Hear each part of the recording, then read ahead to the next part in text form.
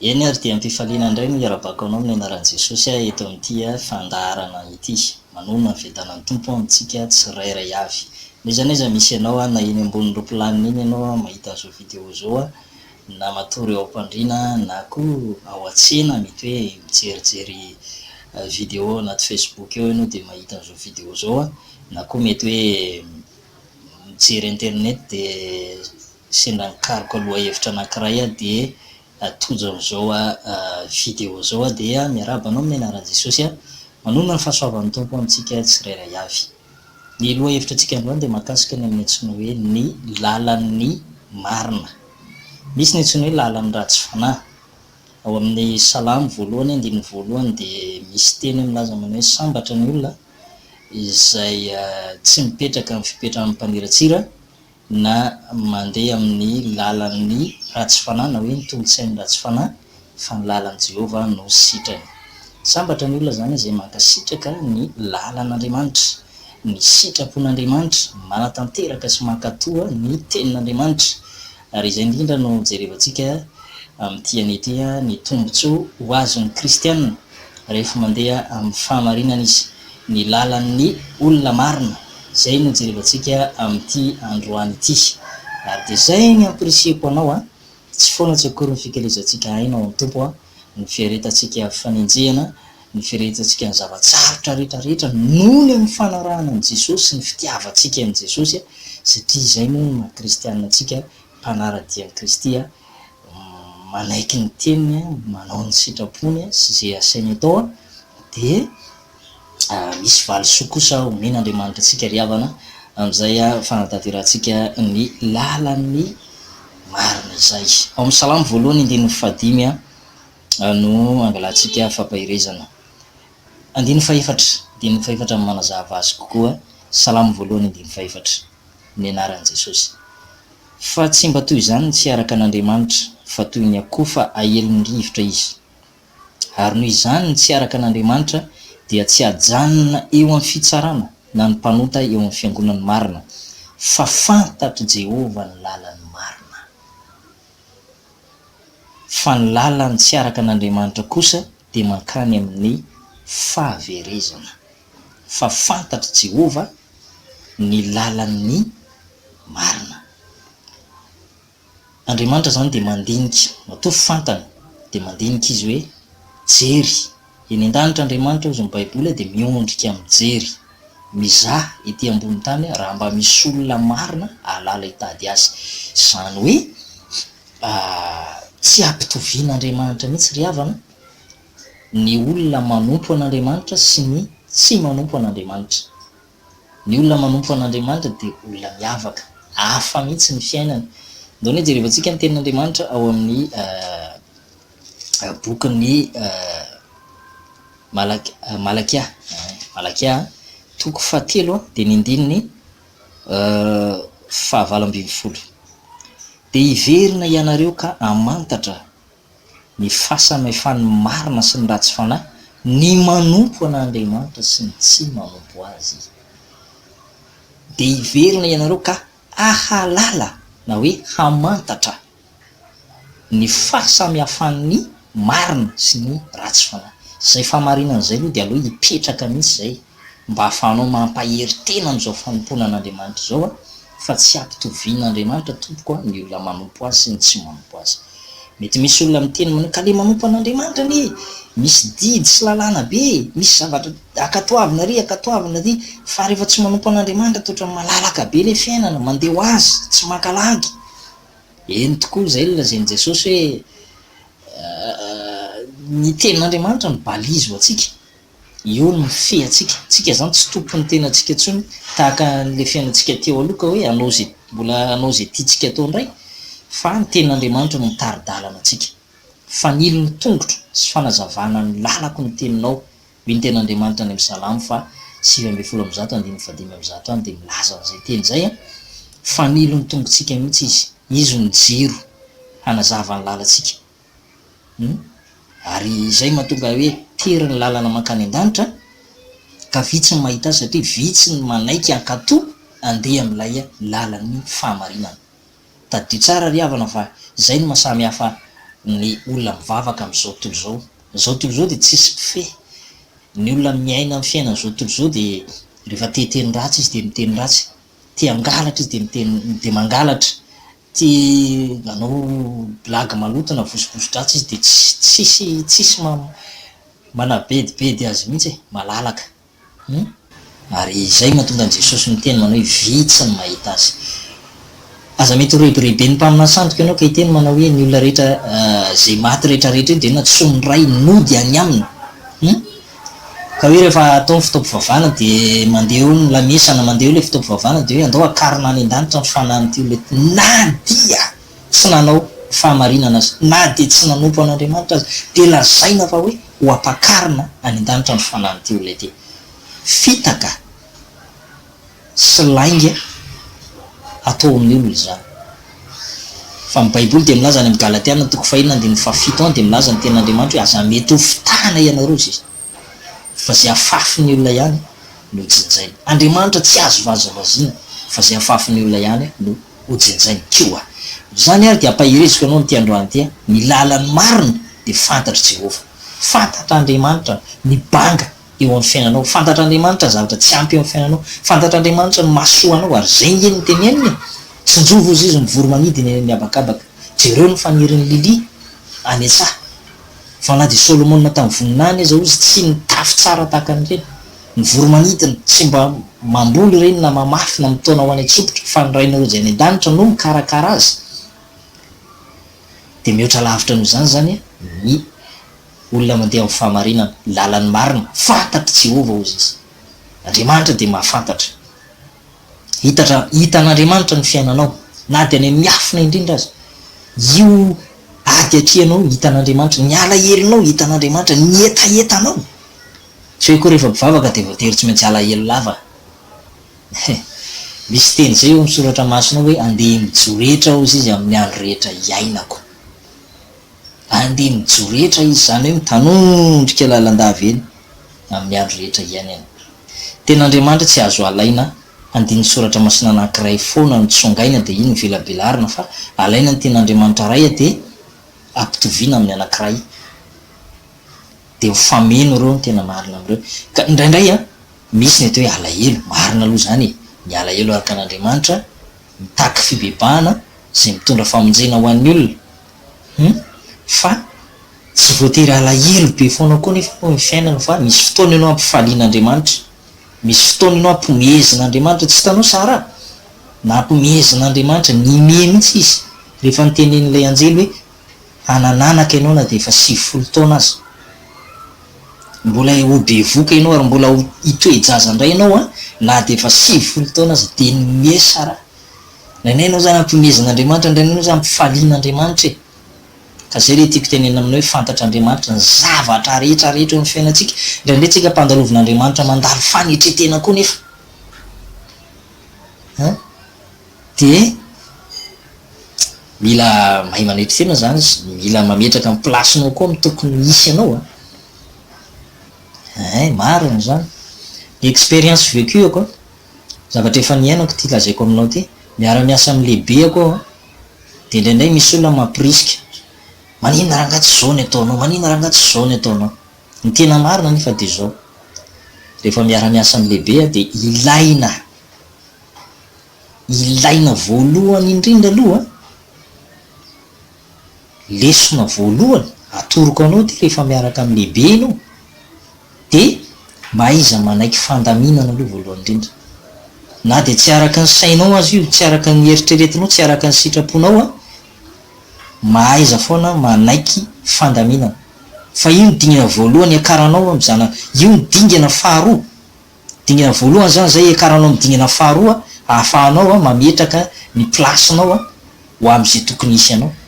Fa ianao rehefa tsy manaiky fandaminana de politika daholo, vision sy ny vinavinanao rehetrarehetra. Zavatra kely foana de mety hamotika ny hoavinao ray manontolo rehefa tsy manaiky fandaminana. Ary zay ny tenenako aminao hoe mahaiza foana mametraka zay balizy eo amin'ny fiainana hoe manaiky fandaminana.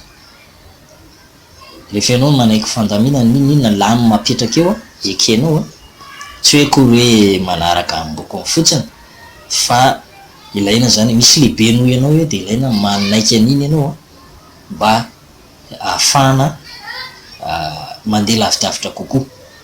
De zay zany le fampahirezana eto hoe samy hafa mihitsy ny manompo an'Andriamanitra sy ny tsy manompo an'Andriamanitra. Fantatry Jehovah ny lalany marina fa ny lalany ratsy fanahy kosa makany amin'ny fahaverezana.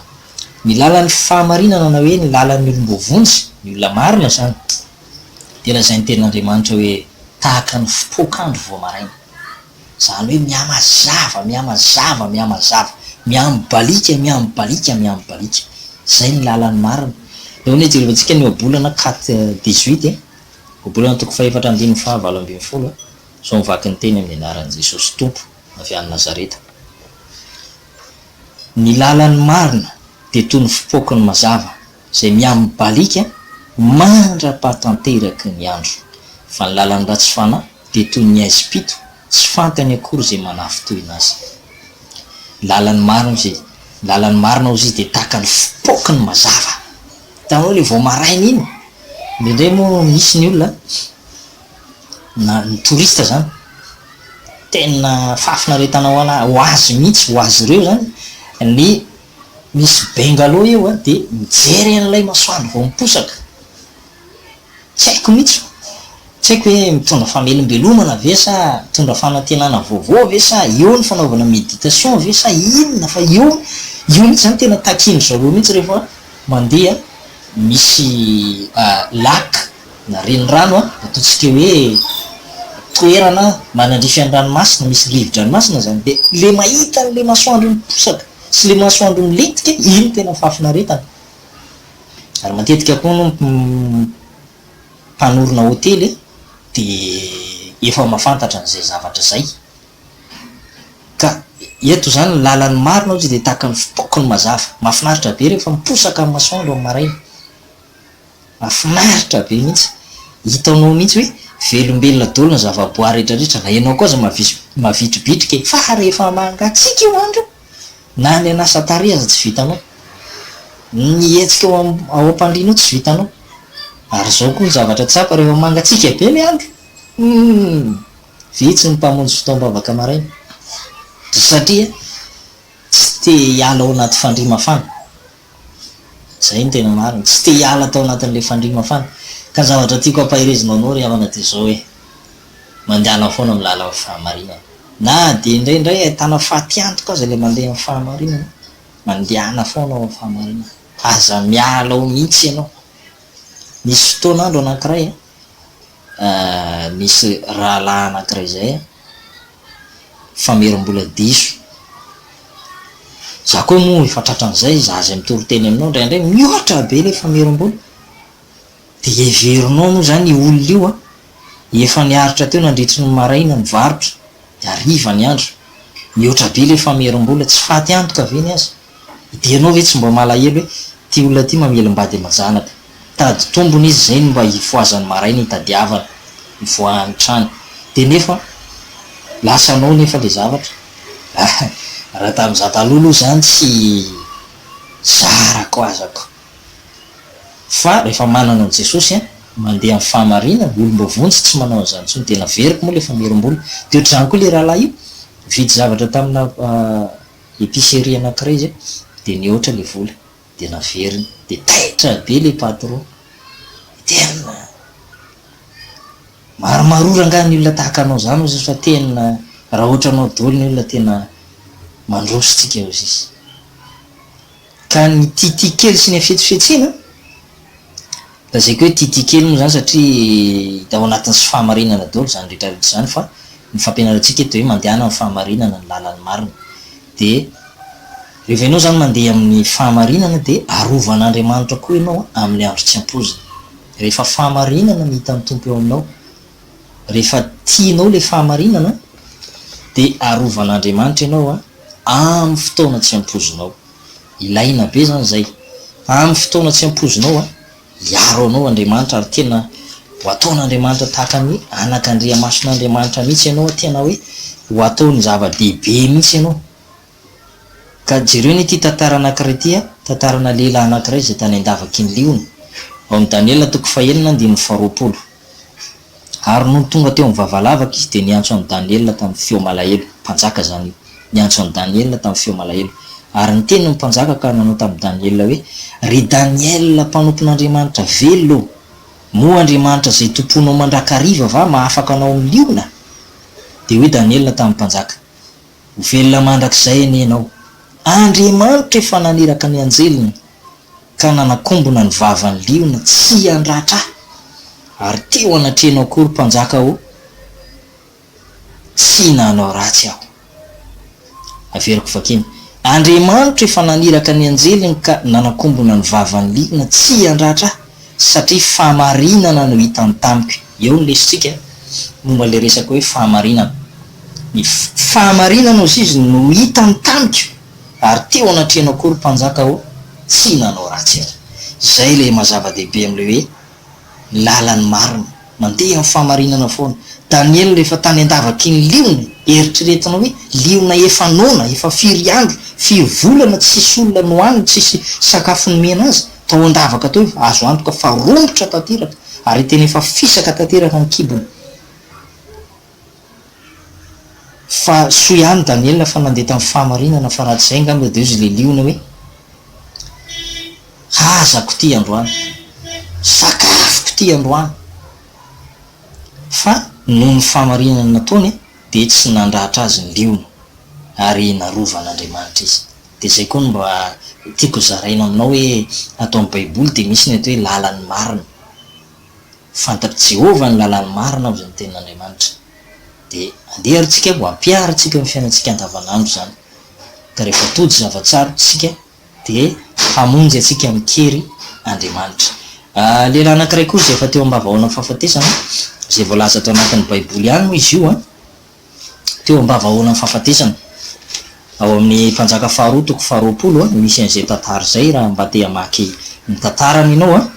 Mpanjaka faharoa toko faharoapolo dia ny andininy voalohany eo, efa teo ambavahoana amin'ny fahafatesana, fa nandeha tamin'ny fahamarinana izy io ary nampatsiaroviny an'Andriamanitra le fahamarinana izay nataony. Ny azontsika patsiarovina an'Andriamanitra ny ry havany, rentsika mandeha amin'ny lalan'ny fahamarinana reny, azontsika patsiarovina, ary amin'io fotoana io Andriamanitra no midina an-tsehatra. Zany hoe zay le antsoina hoe amin'ny teny baiko hoe intervention divine, na hoe fidiran'Andriamanitra an-tsehatra amonjy amikery.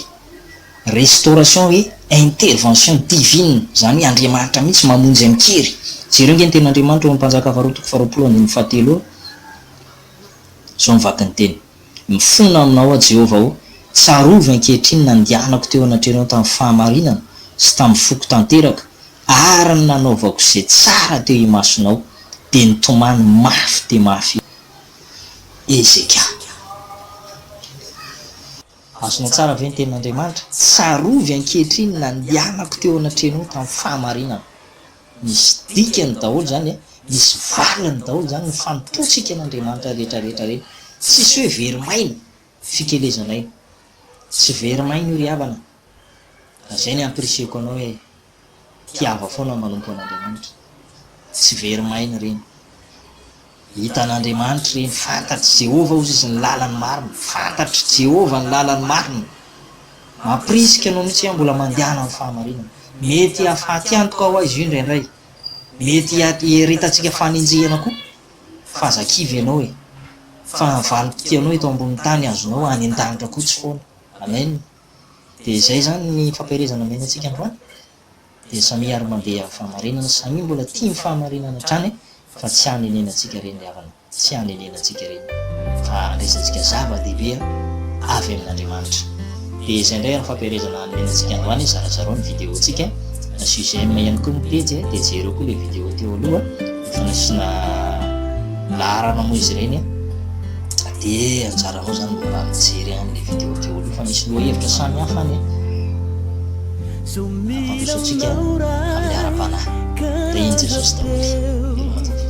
Dia antsoanao ndray sao tsy ho leo, raha sendry irery aho dia eo ianao, dia hitaraina koa sendra lavo aho. Zao milanao ray ka nandrapa